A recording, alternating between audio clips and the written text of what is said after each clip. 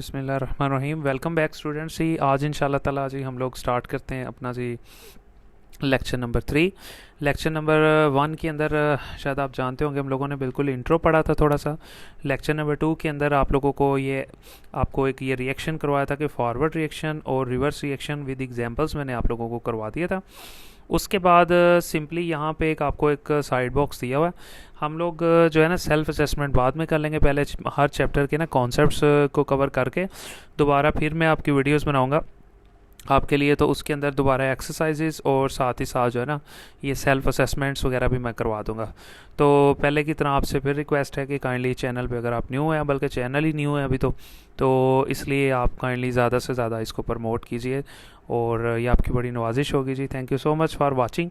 देखिए सबसे पहले ये वाला एक साइड बॉक्स मैं करवा देता हूँ। कहता कोई ड्रिंक है, जब वो बनती है तो जो कार्बन डाइऑक्साइड है उसको हम लोग उसमें डिज़ोल्व कर देते हैं इन द लिक्विड ड्रिंक। उस ड्रिंक के अंदर अंडर प्रेशर और थोड़ा सा प्रेशर दे देते हैं उस बोतल के अंदर एंड सील्ड, और उसको बंद कर देते हैं। यानी एक बोतल है सिंपल पीने वाली, कोल्ड ड्रिंक कह लें जिसे, ठीक है। उसमें कार्बन डाइऑक्साइड हम लोग जो है ना प्रेशर साथ लगा के उसको बंद कर देते हैं ढक्कन को।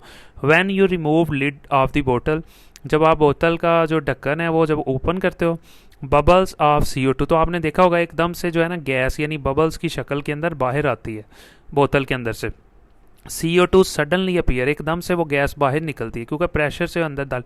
When you put the lid back, तो अगर वो ढक्कन आप दोबारा लगा देते हो बोतल के ऊपर, दी बबल स्टॉप, तो जाहिर है बबल्स आना जो है ना वो स्टॉप हो जाते हैं क्योंकि अब गैस बाहर नहीं आ रही। This is due to following equilibrium, कहता है ये इक्विलिब्रियम ही की वजह से होता है। मतलब यहाँ पे कैसे इक्विलिब्रियम होगा, जैसे जी सबसे पहले जब हम लोगों ने कार्बन डाइऑक्साइड को यूज़ किया था, यानी कि कार्बन डाइऑक्साइड भरी थी बोतल में तो वो गैस की शक्ल में थी, ठीक हो गया। अब सिंपल सी बात है, जब हम लोगों ने बोतल का ढक्कन खोलना है तो वो एक एक्वा सोल्यूशन होगा, यानी पानी के अंदर वो मिक्स हो, इसलिए एक क्यू लिखा हुआ है। तो दोबारा फिर जब वो बोतल का ढक्कन जो बंद करेंगे दोबारा फिर वो किस शक्ल में चली जाएगी, गैस की शक्ल में। तो सिंपली बात ये है कि जिस तरह यहाँ से हम लोगों ने ये एक फॉरवर्ड रिएक्शन है और ये एक रिवर्स रिएक्शन है। आगे वो आपको बता भी रहा है कि फॉरवर्ड रिएक्शन आमतौर पे हैपन्स तब हुआ था ड्यूरिंग मैन्युफैक्चरिंग, यानी कि जब आप ये इसको बना रहे थे, यानी कोई भी चीज़ जो बोतल आप बना रहे थे तब फॉरवर्ड रिएक्शन था क्योंकि कार्बन डाइऑक्साइड उसमें भरी थी। And reverse reaction happen on opening, और अब जो ही आपने ढक्कन को ओपन किया तो ये एक रिवर्स रिएक्शन था। तो आपसे इसके बारे में भी एक शॉर्ट क्वेश्चन पूछ सकता है जी साइंटिफिक टिप्स क्या है, तो आप सिंपल इसके बारे में लिख सकते हो। उसके बाद अगर आप ये नीचे यहाँ पे एक ये बॉक्स देख रहे हो, इस बॉक्स के अंदर आपको एक ग्राफ दिया हुआ है। उस ग्राफ के अंदर ना आपको थोड़ी सी ये बातें समझा रहा है जो हम लोग कल भी कर चुके थे। इनमें आपको सिंपली वो ये समझाने की कोशिश कर रहा है कि फॉरवर्ड रिएक्शन कौन सा था। सिंपल सी बात है जी, फॉरवर्ड रिएक्शन के अंदर अगर हम देखें तो ये चीज़ें थी, SO2 और O2 दोनों रिएक्टेंट थे, ठीक है, और ये कन्वर्ट होके इन्होंने क्या बना दिया, ये जी प्रोडक्ट बना दिया, ये फॉरवर्ड रिएक्शन है। और रिवर्स क्या था, ये ही टूटा SO3 और दोबारा फिर O2 और SO2 में कन्वर्ट हो गया, ये एक रिवर्स रिएक्शन था। तो यहाँ पे भी इसी तरह ही है। देखें जब शुरू में रिएक्टेंट को आपस में मिक्स करते हैं तो रिएक्टेंट की मिकदार ज़्यादा होती है और प्रोडक्ट की कम। आहिस्ता आहिस्ता रिएक्टेंट ख़त्म होकर प्रोडक्ट में कन्वर्ट होना शुरू हो जाते हैं, इसकी मिकदार यानी प्रोडक्ट की मिकदार बढ़ना शुरू हो जाती है और रिएक्टेंट की मिकदार कम होना शुरू हो जाती है। सिंपल सी बात है। तो यहाँ आपको ग्राफ में भी कुछ यही समझा रहा है। इस कंसंट्रेशन का मतलब होता है मिकदार, और ये जो है ये जी है टाइम। अब वो कह रहा है कि सबसे पहले जब रिएक्शन शुरू हुआ था ना शुरू में, तो यहाँ से इतनी मिकदार थी उसकी मिकदार SO2 की, और O2 की मिकदार इतनी थी। जो जो रिएक्शन टाइम जो जो गुजरता गया, और इस लाइन के ऊपर अगर आप यानी प्रोडक्ट को देखो SO3 का, तो उसकी मिकदार बिल्कुल यहाँ ज़ीरो थी, जबकि O2 की और SO2 की मिकदार वो इन दोनों की इतनी इतनी मिकदारें यहाँ पे मौजूद थी। तो जो जो टाइम यहाँ से गुजरता गया इनकी मिकदार ज़ाहिर है ऊपर से नीचे आ रही है, कम होती रही। SO2 की मिकदार भी कम होती रही, इसी तरह O2 की मिकदार भी आहिस्ता आहिस्ता कम होती रही। लेकिन रिएक्टेंट कम होते रहे ये दोनों, लेकिन साथ ही SO3 की मिकदार आहिस्ता आहिस्ता, कंसनट्रेशन का मतलब मिकदार, आहिस्ता आहिस्ता टाइम गुजरने के साथ साथ बढ़नी शुरू होगी, और यहाँ पे आके प्रोडक्ट कंप्लीट हो गया। तो आपको यहाँ पे बताने का मकसद ये है कि टाइम गुजरने के साथ साथ रिएक्टेंट की मिकदार में देखें कमी आ रही है। कंसनट्रेशन का मतलब मिकदार, पहले यहाँ थी, आहिस्ता आहिस्ता टाइम गुजरता गया कम हो गया, ये भी आहिस्ता आहिस्ता रिएक्टेंट कम हो गया। और वक्त गुजरने के साथ साथ प्रोडक्ट की मिकदार ऊपर की तरफ जा रही है, ये लाइन, ये ग्राफ की लाइन ऊपर जा रही है, इसका मतलब है इसकी मिकदार आहिस्ता आहिस्ता यहाँ पे बढ़ रही है। तो ये भी आपको एक ग्राफ भी पूछ सकता है कि कंसंट्रेशन टाइम ग्राफ की एक एग्जांपल दे दें, तो आप सिंपल ये वाली SO2 O2 वाली जो कल मैंने आपको करवाई थी वो लिख के उसकी थोड़ी सी डेरिवेशन यानी कि ये थोड़ी आप एग्जांपल्स वगैरह लिख दें, साथ में अगर आपने ग्राफ को एक्सप्लेन करना है तो आप सिंपली इसको एक्सप्लेन कर सकते हो कि इन द बिगनिंग, शुरू के अंदर जो कंसनट्रेशन ऑफ रिएक्टेंट्स यानी रिएक्टेंट कौन से थे, SO2 एंड O2, ठीक है, was very high, but during the passage of time, जो जो वक्त गुजरता गया, the concentration of SO2 and O2, ठीक है, was decrease and the concentration of SO3 जो है ना वाज इंक्रीज, यानी कि वो आहिस्ता आहिस्ता क्या हो गया, विल बिगेन भी लिख सकते हो कि विल बिगेन इंक्रीजिंग, कि SO3 की मिकदार टाइम गुजरने के साथ साथ बढ़नी शुरू हो गई, ठीक है। तो यहाँ आपको ये उसने प्रोसेस दिया हुआ है, इस तरह से भी 2 शॉर्ट क्वेश्चन ये आपसे यहाँ पे पूछ सकते हैं कि कंसनट्रेशन टाइम ग्राफ क्या है विद एग्जाम्पल, तो आप ये SO2 वाली एग्जाम्पल एडजस्ट कर सकते हो। और आगे ये दूसरा शॉर्ट क्वेश्चन जो मैंने अभी आपको ऊपर करवा दिया है, उसके बाद अगर आप इस पेज के ऊपर आ जाए, आपको एक एग्जाम्पल दी हुई है, उसने कहा है जी फॉरवर्ड और रिवर्स रिएक्शन, उसने एक आपको एक यानी कि इक्वेशन दे दी आपको बना के, उसने कहा है इसमें से फॉरवर्ड किस तरह से होगा, ठीक है, और रिवर्स किस तरह से होगा।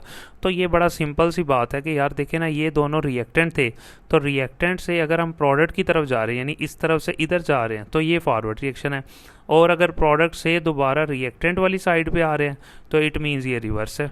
तो आगे उसने लिखा भी हुआ है कि फॉरवर्ड रिएक्शन हमेशा लेफ़्ट से राइट की तरफ जाता है, रिवर्स रिएक्शन राइट से लेफ़्ट की तरफ आता है। देखें लिखा हुआ है the reaction problem solving strategy क्या है कि ये जो रिएक्शन है यानी कि फॉरवर्ड जो है वो लेफ़्ट से शुरू होता है और किस तरफ जाता है, राइट की तरफ, ये एक फॉरवर्ड रिएक्शन है। जबकि रिवर्स रिएक्शन इधर से शुरू होता है, इस तरफ से, ठीक है, यानी कि इस तरफ से शुरू होता है। तो ये किधर जा रहा है, ये लेफ़्ट राइट से किधर जा रहा है जी, लेफ़्ट वाली साइड पे, तो ये कौन सा होगा जी, reverse reaction. Is very simple. आगे उसने कहा भी हुआ है कि सबसे पहले ये रिएक्टेंट है और ये प्रोडक्ट है, अगर तो आप इसी तरह लिख दोगे इस इक्वेशन को, ये एक फॉरवर्ड रिएक्शन है। लेकिन अगर आप इसको पहले लिखोगे और ये तीर का जो साइन है अब देखो दूसरी तरफ हो जाएगा, यहाँ पे देखें पहले आपने इसको लिखा प्रोडक्ट को और एरो का साइन दोबारा दूसरी तरफ कर दिया रिएक्टेंट, इसका मतलब है कि प्रोडक्ट जो है टूट के दोबारा रिएक्टेंट में कन्वर्ट हो रहा है। तो ये क्या है जी, रिवर्स रिएक्शन। यही बस उसने यहाँ पे एग्जांपल में आपको बताया हुआ है कि किस तरह से हम लोग कोई भी इक्वेशन हो, ठीक है, तो हमें साफ पता चल जाता है कि रिएक्टेंट से प्रोडक्ट, अगर तीर रिएक्टेंट से प्रोडक्ट की तरफ है तो फॉरवर्ड है, और अगर ये एरो का साइन प्रोडक्ट से यानी ये प्रोडक्ट से रिएक्टेंट की साइड पे यानी कि प्रोडक्ट से रिएक्टेंट वाली साइड पे अगर ये तीर, तो इसका मतलब है ये रिवर्स रिएक्शन है। तो आई होप आपको यहाँ तक बड़े अच्छे से जो है ना समझ आ गई होगी। नेक्स्ट जी हम लोगों का जो टॉपिक है वो है law of mass of action. तो law of mass of action के बारे में भी मैं कुछ कोशिश करता हूँ जी इस लेक्चर में आपको थोड़ा सा एक्सप्लेन कर दूँ डेफिनेशन जो है, और बाकी जो उसकी डेरिवेशन है वो फिर इंशाल्लाह मैं आपको नेक्स्ट लेक्चर में बता देता हूँ। सबसे पहले जी एक लॉ पेश किया गया, ठीक हो गया, और गुलबर्ज 2 केमिस्ट थे, उसने नीचे लिखा हुआ है कि 2 साइंटिस्ट थे, ठीक है, CM गुलबर्ज एंड P वेज उसका नाम था, ये 2 साइंटिस्ट थे। इन्होंने 1864 के अंदर एक लॉ पेश किया, ठीक है, law of mass of action उसका नाम था, to describe the equilibrium state, जिसके अंदर वो इक्विलिब्रियम के बारे में जो है ना हमें बता रहा था कि इक्विलिब्रियम कब पैदा होता है। मैंने आपको आगे भी कहा था कि इक्विलिब्रियम की डेफिनेशन कल पढ़ी थी कि इक्विलिब्रियम कब पैदा होता है, जब फॉरवर्ड और रिवर्स रिएक्शन की जो स्पीड होती है ना वो बराबर हो जाए, जो फॉरवर्ड रिएक्शन की स्पीड है वही रिवर्स रिएक्शन की हो जाए। तो इसने थोड़ा सा ना आपको यहाँ डेफिनेशन को थोड़ा सा ना एक्सप्लेन किया हुआ, तो वो देख लेते हैं। सबसे पहले उसने ये कहा हुआ है इट स्टेट्स, ये लॉ हमें ये कहता है कि रेट का मतलब होता है स्पीड, वो स्पीड एट विच जिस पे अ सब्सटेंस दुनिया की कोई भी चीज़ रिएक्ट करती है, ठीक है, is directly proportional to its active mass. सबसे पहले आपने इतनी चीज़ को समझना है, इसके अंदर एक लफ्ज़ आया एक्टिव मास। एक्टिव मास कहते हैं कि रिएक्टेंट की मिकदार कितनी है, जितने ज़्यादा एक्टिव मास होगा उसका मतलब है कि उतनी ही ज़्यादा मिकदार होगी रिएक्टेंट की, और जितनी ज़्यादा रिएक्टेंट की मिकदार होगी वो डायरेक्टली प्रोपोर्शनल होगी उस स्पीड के। यानी सिंपल सी बात है, अगर आप चाहते हैं कि रिएक्शन की स्पीड तेज़ हो जाए, रिएक्टेंट जल्दी जल्दी आपस में मिक्स हो जाए, तो वो कहता है उनकी मिकदार ज़्यादा ले लो, रिएक्टेंट की जो मिकदार है यानी उनका जो एक्टिव मास है वो ज़्यादा ले लो। सिंपल अगर मैं आपको एग्जांपल बताता हूँ, यहाँ पे मैंने जी हाइड्रोजन लिया, ठीक है, प्लस, और यहाँ पे जी मैंने ऑक्सीजन गैस ले ली, इसका मैंने पहले लिया 3 मोल, इसके भी 3 मोल लिए, ठीक हो गया। सिंपली मैं अपने पास से यहाँ पे जी लिख लेता हूँ 9H2O, तो यहाँ पे देखें वो आपको ये बात समझाने की कोशिश कर रहा है कि अगर आप ये चाहते हैं कि आपके ये रिएक्टेंट आपस में स्पीडली जल्दी से ये रिएक्शन कंप्लीट कर लें, तो ज़रूरी है कि ये जो मोल हैं, जो इनका एक्टिव मास है, वो ज़्यादा हो। अब फॉर एग्ज़ाम्पल एक और मैं यहाँ पे फ़र्ज़ कर लेता हूँ इसी तरह की एग्जांपल। ठीक हो गया? तो ये आप देखिएगा, ठीक है, ये लें जी। अब अगर आप ये देखें तो यहाँ पे इसका एक्टिव मास जो कि मोल है, यानी 3 मोल है, यहाँ पे इसके 3 मोल हैं। तो यहाँ पे जब ये दोनों आपस में मिक्स होंगे तो रिएक्शन की स्पीड कम होगी क्योंकि इनका एक्टिव मास कम है। यहाँ पे ये 5 मोल है H2 और ये ऑक्सीजन भी 5 मोल है, क्योंकि इनका एक्टिव मास ज़्यादा है तो ये दोनों जब आपस में रिएक्ट करेंगे तो इनकी जो स्पीड होगी वो भी ज़्यादा हो जाएगी। ज़्यादा क्यों हो जाएगी? क्योंकि इनका एक्टिव मास ज़्यादा है। तो इसका मतलब है जो स्पीड है, वो जो आपको ये बता रहा है कि जो स्पीड है ना, वो डायरेक्टली प्रोपोर्शनल होगी किसके? एक्टिव मास के। जितना ज़्यादा रिएक्टेंट का मास होगा उतनी ज़्यादा ही रिएक्शन की स्पीड होगी। ये आपको बताने की कोशिश कर रहा है कि जितनी ज़्यादा स्पीड कब ज़्यादा होगी? जब एक्टिव मास ज़्यादा लेंगे, जब आप रिएक्टेंट ज़्यादा मिकदार में लेंगे तो जल्दी रिएक्शन ख़त्म हो जाएगा। फिर वो ये कह रहा है द रेट, वो स्पीड एट विच जिस पे reaction proceed is directly proportional to the product of the active masses of the reactant. फिर वो यही कह रहा है कि अगर आप स्पीड को देखना चाह रहे हो कि रिएक्शन की स्पीड क्या है, कितना रिएक्शन आगे जा रहा है, ये भी डिपेंड करेगा directly proportional to the product. Product को कहते हैं मल्टीप्लाई करना। किसको मल्टीप्लाई करना है? एक्टिव मासेस को। कौन से एक्टिव मासेस? जो रिएक्टेंट वाली साइड पे पड़े हुए हैं।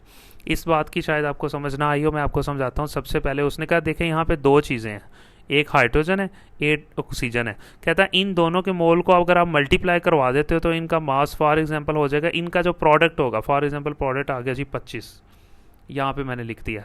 कहता है अब ये जितना ज़्यादा इन दोनों का प्रोडक्ट होगा उतना ज़्यादा ही एक्टिव मास होगा, जितना ज़्यादा एक्टिव मास होगा उतनी ज़्यादा ही रिएक्शन की स्पीड होगी। यानी पहली बात उसने ये कही कि जितना ज़्यादा मास होगा इन दोनों का, ठीक है, स्पीड उतनी ज़्यादा होगी। फिर उसने दूसरी बात ये कही कि जब हम इन दोनों को मल्टीप्लाई करवा देंगे, यानी रिएक्टेंट्स के मोल का जब हम प्रोडक्ट ले लेंगे, जितने ज़्यादा रिएक्टेंट होंगे उनका प्रोडक्ट जितना ज़्यादा आएगा तो उतनी ज़्यादा ही रिएक्शन की स्पीड होगी। फॉर एग्जांपल अगर मैं अब यहाँ पे 15 लिख देता हूँ, ठीक है, और इसके 5 मोल है। अब ये देखें इन दोनों को जब मल्टीप्लाई करवाऊंगा ये हो जाएगा 75। अब इसका मतलब है देखें रिएक्टेंट्स के मोल बढ़े हैं तो उन दोनों का प्रोडक्ट भी बढ़ गया, उन दोनों का मल्टीप्लाई भी बढ़ गया। तो जितने ज़्यादा प्रोडक्ट होगा, जितने ज़्यादा रिएक्टेंट का प्रोडक्ट ज़्यादा होगा उतनी ज़्यादा रिएक्शन की स्पीड होगी। तो ये चीज़ें हम लोगों को लॉ ने यहाँ पे बता दी है। उसने आगे फिर बताया हुआ है कि जो एक्टिव मास होता है ना, उसका मतलब क्या होता है? मिकदार, यानी कंसंट्रेशन। वो किसकी मिकदार होती है? रिएक्टेंट की भी और प्रोडक्ट की भी। ठीक है, एक्टिव मास का मतलब ही मिकदार होती है, रिएक्टेंट और प्रोडक्ट की मिकदारें। और एक्टिव मास, कोई भी एक्टिव मास है, चाहे रिएक्टेंट है चाहे प्रोडक्ट है, उसका यूनिट मोल पर डीएम क्यूब होता है। ये आपने याद कर लेना, आगे पढ़ना है अभी हम लोगों ने। कोई भी रिएक्टेंट है, कोई भी प्रोडक्ट है, उसका जो यूनिट होता है ना, वो मोल पर डीएम क्यूब है किसी भी सोल्यूशन में। और लॉ आपको ये कहता है कि आपने हमेशा रिएक्टेंट और प्रोडक्ट के इर्द गिर्द स्क्वायर ब्रैकेट जरूर लगानी है। यानी जब आप आगे लॉन्ग क्वेश्चन करेंगे इंशाल्लाह ताला अगले लेक्चर में, तो जब भी आपने रिएक्टेंट लिखना है और प्रोडक्ट लिखना है तो आपको ये बता रहा है कि आपने स्क्वायर ब्रैकेट जो है वो आपने ज़रूर यूज़ करनी है। ये लॉ कहता है। यहाँ तक अगर आपसे वो पूछता है ना शॉर्ट क्वेश्चन में कि law of mass of action क्या है, और वो मैंने आपको सारा एक्सप्लेन कर दिया कि लॉ एक्चुअली आपको कहना क्या चाह रहा है। ठीक है, तो ये डेफिनेशन और थोड़ी सी एक्सप्लेनेशन है, ये 2 नंबर की है। अभी ये लॉन्ग क्वेश्चन बाकी है। ये लॉन्ग क्वेश्चन इंशाल्लाह ताला मैं आपको नेक्स्ट लेक्चर में अभी बता देता हूँ। तो आप जब विजिट करते हो चैनल पर तो आप इस तरह से विजिट कर लिया करो कि लेक्चर नंबर 1 ऊपर थंबनेल पे लिखा होता है चैप्टर 1 लेक्चर नंबर 1, इसी तरह चैप्टर 1 लेक्चर नंबर 2। इस तरह से आप जो है ना या सर्च भी कर सकते हो। सर्च में अभी चैनल नया नहीं आएगा, तो तभी आएगा जब सब्सक्राइबर ज़्यादा हो जाएंगे, व्यूज़ ज़्यादा हो जाएंगे। तो अभी आप डायरेक्ट चैनल में आ जाया करें कोई भी वीडियो देख के, तो वहाँ से लेक्चर नंबर 1 थंबनेल के ऊपर लिखा होगा और लेक्चर नंबर 2 इस तरह से ना चैप्टर 1 वो मैंने इस तस्वीर के ऊपर ही लिखा होता है। तो आप आके लाजमी विज़िट करें। और thank you so much for watching. ये अभी सिर्फ डेफिनेशन हुई है लॉ की, ठीक है। अब ये लॉ का ये लॉन्ग क्वेश्चन है, ये मैं नेक्स्ट लेक्चर में अभी आपको जो है ना करवा देता हूँ। तो मिलते हैं स्टूडेंट्स नेक्स्ट वीडियो में इंशाल्लाह। Thank you so much.